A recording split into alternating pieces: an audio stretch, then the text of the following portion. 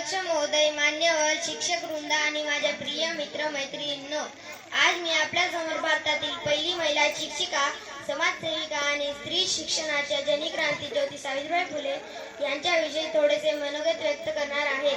सावित्रीबाई फुले यांचा जन्म 3 जानेवारी 1831 मध्ये सातारा जिल्ह्यातील नायगाव येथे झाला. त्यांच्या आईचे नाव लक्ष्मीबाई व गावाचे पाटील असणाऱ्या वडिलांचे नाव खंडोजी नेवसे पाटील असे होते.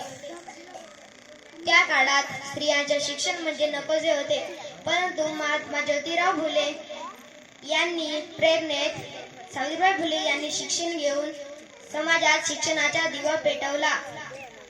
इसवी सन 1848 मध्ये पुण्यात भारतातील पहिली मुलींची शाळा सुरू केली.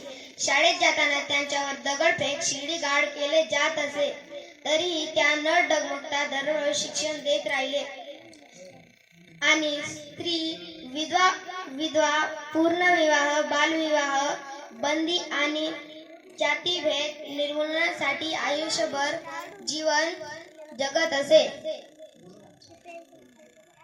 साथीच्या आजारात रुग्णाची सेवा करताना स्वतःचा जीवही गमावला.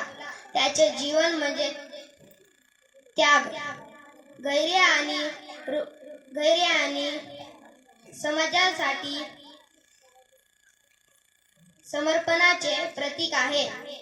आपण सर्वांनी सावित्रीबाई फुले यांच्या विचाराचा आदर्श घेऊन समानता आणि मानवतेचा मार्ग स्वीकारला पाहिजे. जय भीम, जय सावित्रीबाई फुले.